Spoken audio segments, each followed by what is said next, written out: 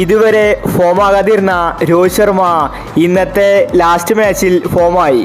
കളി മുംബൈ ടീം തോറ്റാലും രോഹിത് ശർമ്മയുടെ ബാറ്റിംഗ് മികച്ചതായിരുന്നു.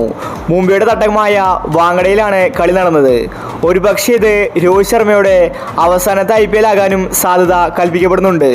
ഇപ്പോഴിതാ ഇന്ന് കളി തോറ്റ ശേഷം രോഹിത് ശർമ്മ വലിയ പ്രഖ്യാപനമാണ് നടത്തിയിരിക്കുന്നത്. രോഹിത് പറഞ്ഞ കാര്യമാണ് നമ്മൾ ഇന്നത്തെ വീഡിയോയിൽ നോക്കുന്നത്. ഇതുപോലത്തെ IPL ന്യൂസിന് വേണ്ടി ഈ ചാനൽ മറക്കാതെ സബ്സ്ക്രൈബ് ചെയ്യൂ.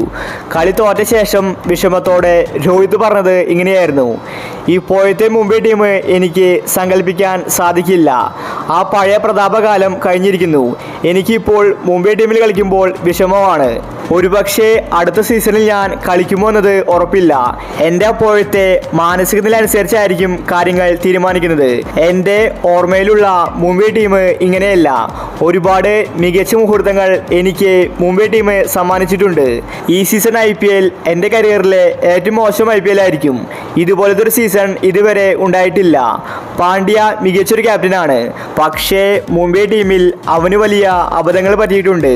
അതെല്ലാം അവന് പരിഹരിച്ച് അടുത്ത സീസണിൽ മികച്ച രീതിയിൽ മുംബൈ ടീമിനെ മുന്നോട്ട് കൊണ്ടുപോകുമെന്ന് ഞാൻ കരുതുന്നു.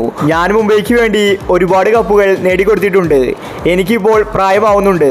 ഇനി യുവതാരങ്ങൾക്ക് വേണ്ടി വഴിമാറിക്കൊടുക്കേണ്ട സമയം ആയിരിക്കുന്നു.